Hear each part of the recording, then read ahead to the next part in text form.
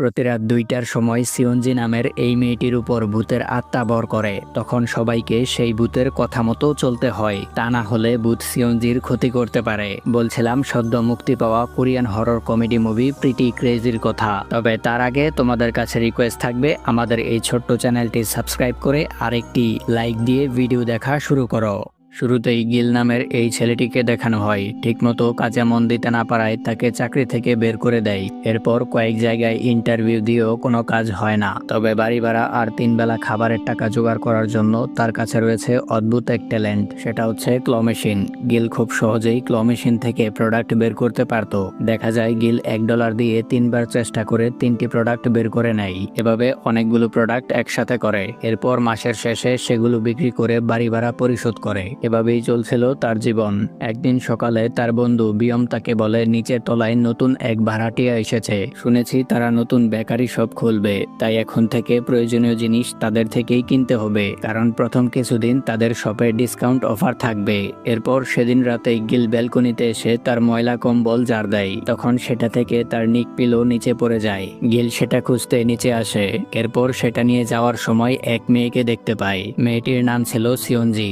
গিল প্রথম দেখাতেই মেয়েটির সৌন্দর্যে মুগ্ধ হয়ে তাকিয়ে থাকে। পরদিন তার বন্ধু বিয়মকে বলে, কাল রাতে আমাদের বাসার সামনে এক মেয়েকে দেখেছি। মেয়েটি দেখতে অসম্ভব সুন্দরী। যদি সত্যিকার অর্থে পরি বলতে কিছু থাকে তাহলে তারা দেখতে হয়তো সেই মেয়েটির মতোই। এরপর ক্ল মেশিন থেকে আরো কিছু প্রোডাক্ট বের করে বাসায় ফিরে দেখা যায় গিল ক্লান্ত হয়ে লিফটের এক কোনায় বসেছিল। তখন হঠাৎ করেই লিফটের ভিতর একটা হাত ঢুকে পড়ে। এতে লিফটের দরজা খুলে যায়। তখন গিল সিয়ঞ্জি নামের সেই মেয়েটিকে দেখতে পায়, যে অদ্ভুতভাবে তার দিকে তাকিয়েছিল। এর কিছুক্ষণ পর হঠাৎ করেই সিয়ঞ্জি তাকে মারতে শুরু করে। গিল প্রাণ বাঁচাতে তার হাতে থাকা পুতুল দিয়ে ধাক্কা দেয়। এতে সিয়ঞ্জি রেগে গিয়ে তার গলা টিপে ধরে। গিল আর কোনো উপায় না পেয়ে তার মাথা দিয়ে সিয়ঞ্জির মাথায় আঘাত করে নিজের প্রাণ বাঁচায়। পরদিন ঘুম থেকে উঠে সিয়ঞ্জির ভয়ে লাঠি নিয়ে বের হয়। হাঁটতে হাঁটতে নতুন এক বেকারি শপের সামনে এসে দাঁড়ায়। গিল বুঝতে পারে এটাই সেই নতুন ভাড়াটিয়াদের বেকারি শপ। গিল বাহির থেকে উকি মেরে দেখার চেষ্টা করছিল।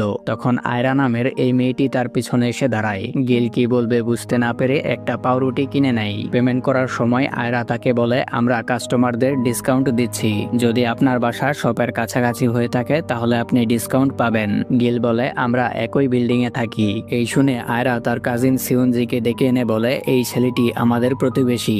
গিল সিয়ঞ্জিকে দেখেই চিনতে পারে যে এই মেয়েটিকেই সেদিন রাতে বেঞ্চে বসে থাকতে দেখেছিল, যাকে সে গতকাল রাতে মাথায় আঘাত করেছিল। তাই ভয়ে সব থেকে বের হয়ে যায়। তখন পিছন থেকে সিয়ঞ্জি তাকে ডাক দেয়। এতে গিল আরো বেশি ভয় পেয়ে এক দৌড়ে সেখান থেকে চলে যায়। তবে পিছন থেকে সিয়ঞ্জিও তার পিছু করে সেখানে চলে আসে। তখন গিল তাকে গতরাতের জন্য সরি বলতে শুরু করে। তবে সিয়ঞ্জি গতরাতের বিষয়ে কিছুই বলে না। আসলে সিয়ঞ্জি তাকে ডেকেছিল উপহার দেওয়ার জন্য। সে বলে, আপনি আমাদের প্রতিবেশী এবং নতুন শপের প্রথম কাস্টমার, তাই এই উপহারটা দিতে এসেছি। এই শুনে গিল কিছুই বুঝতে না পেরে হতভম্ব হয়ে দাঁড়িয়ে থাকে। আর সারাদিন তার মাথায় এটাই ঘুরপাক খায়। সে ভাবতে থাকে মেয়েটার মাথায় এত জোরে আঘাত করে মাথা ফাটিয়ে দিয়েছিল, তার মাথায় ব্যান্ডেজও লাগানো ছিল, কিন্তু তবুও এই বিষয়ে মেয়েটি তাকে কিছুই বলেনি কেন।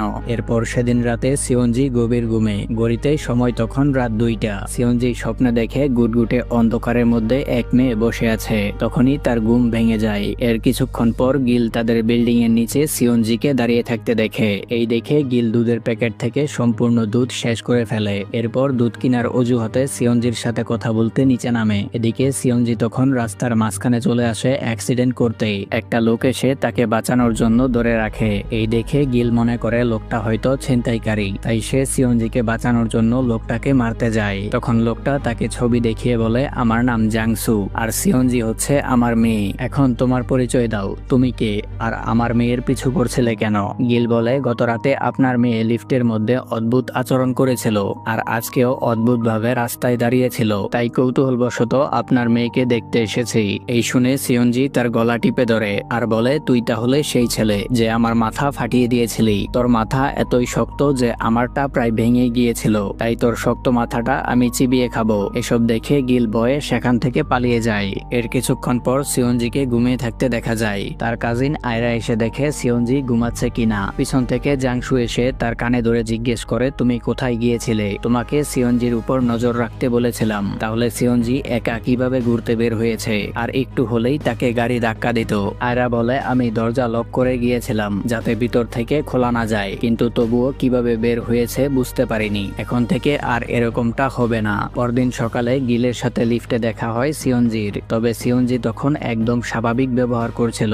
গিল গত রাতের জন্য ক্ষমা চাইতে শুরু করে, তবে সিওনজির গত রাতের কোনো কিছুই মনে নেই। সে বুঝতে পারে না গিল কেন ক্ষমা চাইছে। সেদিন রাতে সিওনজি তার বাবার সাথে ঘুরতে বের হয়। ঘড়িতে সময় তখন রাত 2টা। পিছন থেকে গিল তাদেরকে ফলো করতে শুরু করে। সে দেখতে পায় সিওনজি এত রাতে পার্কে গিয়ে অদ্ভুত আচরণ করছিল। এরপর সেখান থেকে কেক খেতে যায় পাশের এক সুপার শপে। কেক খাওয়ার পর পানিটাও নিজের হাতে খায় না, তার বাবা তাকে পানি পান করিয়ে দেয়। তখন জাংসু তাকে বলে, ভেবেছিলাম এখানেও ভাড়াই থাকবো, কিন্তু তুমি ফ্ল্যাট কিনতে বাধ্য করলে কেন? সিওনজি বলে, খুব শীঘ্রই এই ফ্ল্যাটের দাম বেড়ে দ্বিগুণ হবে, তখন ফ্ল্যাট বিক্রি করে অনেক টাকা লাভ করতে পারবে, তাই তোমার লাভের জন্যই ফ্ল্যাট কিনতে বাধ্য করেছি। কথা বলার এক পর্যায়ে সিওনজি হঠাৎ করেই জ্ঞান হারায়। জাংসু তাকে কাঁধে নেয়, তবে সোজা হতে গিয়ে তার কোমরে তীব্র ব্যথা শুরু হয়। পিছন থেকে সিওনজি প্রায় পড়েই যাচ্ছিল, তখনই গিল এসে তাকে ধরে ফেলে। এরপর দেখা যায় জাংসুকে অ্যাম্বুলেন্সে করে হসপিটাল নেওয়া হচ্ছে। এদিকে আয়রা তখন গিলকে জিজ্ঞেস করে, তুমি কি কাজ করো? গিল বলে সে বেকার। আয়রা জানায়, চাকরির দরকার হলে কাল সকালে সিবি নিয়ে দেখা করো। পরদিন হসপিটালে গিল তার সিবি নিয়ে যায়। জাংসু তার সিবি দেখে বলে, তোমাকে একটা চাকরি দিতে পারি, সেটা হচ্ছে দিনের বেলায় আমার বেকারি শপে সেলসম্যান হিসেবে কাজ করবে, আর রাত 2টা থেকে 5টা পর্যন্ত আমার মেয়ের বডিগার্ড হিসেবে কাজ করবে। সে যেখানে যেতে চায় তাকে নিয়ে যাবে। জাংসু তাকে জানায় সিওনজি কোনো স্বাভাবিক মেয়ে নয়। প্রতি রাত 2টার পর তার উপর এক মৃত মানুষের আত্মা ভর করে, যে কারণে রাত 2টার পর সে অদ্ভুত আচরণ করে। এই ভূত তার জন্মের পর থেকেই তার সাথেই থাকে। এই শুনে গিল জাংসুকে পাগল মনে করে, তবে জাংসু তাকে বিষয়টা বুঝিয়ে বলে। সে বলে, সিওনজির ফ্যামিলির সবাই কোনো এক অভিশপ্ত কারণে এই ভূতের কবলে পড়েছে। এই ভূত রাতের চাঁদের আলোতে ঘুরতে পছন্দ করে, তাই তার কথা মতো প্রতি রাতে তাকে নিয়ে ঘুরতে হয়, তা না হলে ভূত সিওনজির ক্ষতি করবে। তবে সিওনজি এই বিষয়ে কিছুই জানে না। রাতের ঘটনাগুলোর কিছুই তার মনে থাকে না। অনেক কবিরাজ আর ওজার কাছে গিয়েছিলাম, কিন্তু কোনো লাভ হয়নি। এখন আমার বয়স হয়েছে, কোমরের ব্যথাটাও বেড়ে গিয়েছে, তাই এখন থেকে তোমাকেই এই কাজটা করতে হবে। এসব শুনে গিল ভয়ে কাজটা করতে রাজি হয় না, তবে জাংসুর রিকোয়েস্টে আর নিজের বেকারত্ব দূর করতে শেষ পর্যন্ত কাজটা করতে রাজি হয়। এরপর সেদিন রাত 2টার পর গিল ভূতের বডিগার্ড হিসেবে কাজ করতে যায়। তখন সিওনজির সেই ভূত তাকে দেখেই মারার জন্য এগিয়ে আসে।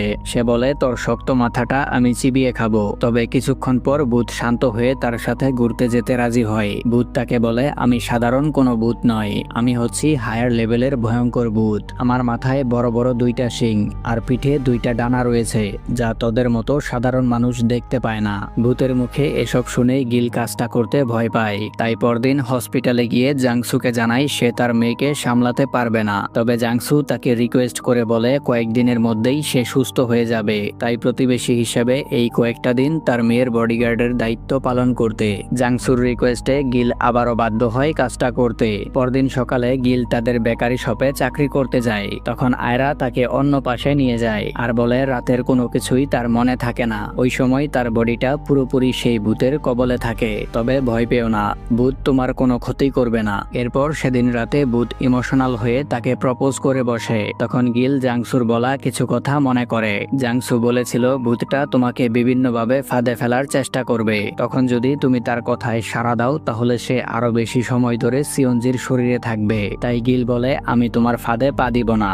এরপর ভূত তার পছন্দের কেক খেতে পাশের এক শপে যায়। সেখানে গিয়ে শপের ম্যানেজারকে সাদা রঙের একটা কেক দেখিয়ে বলে, এখন থেকে এই কেকটা সবসময় স্টকে রাখবে, আর নীল রঙের কেকটা রাখবে না, কারণ এর টেস্ট ভূতেরাও পছন্দ করে না। ম্যানেজার বলে, আপনি আমার সাথে এভাবে কথা বলছেন কেন? তখন গিল বলে, ক্ষমা করবেন, তার মানসিক সমস্যা আছে, তাই এভাবে কথা বলছে। তখন এক মেয়ে শপে আসে সাদা রঙের কেকটা নেওয়ার জন্য, কিন্তু দেখা যায় ভূতটা সবগুলো কেক নিয়ে স্টক খালি করে রেখেছে। কেক না পেয়ে মেয়েটা কান্না করতে শুরু করে। বাইরে এসে দেখে ভূতটা তাকে দেখিয়ে দেখিয়ে কেক খাচ্ছে। একটা কেক অর্ধেক খেয়ে ফেলে দেয়। এরপর অন্য একটা কেক বের করে মেয়েটাকে দেখায়। এই দেখে মেয়েটা মন খারাপ করে চলে যায়। তখন গিল বলে, বাস্তবে ভূত কখনো তোমার মতো কাজ করতে পারে না, তাই তুমি কখনো ভূত হতে পারো না। এই শুনে ভূত রেগে গিয়ে টেবিল ধরে ফেলে দিতে চায়। সেটা না পেরে আশেপাশের সবকিছু ফেলে দেয়। তবে এতেও গিল তার ভূত হওয়ার বিষয়টা বিশ্বাস করে না। তখন ভূতটা জিজি পোকা নেয় খাওয়ার জন্য।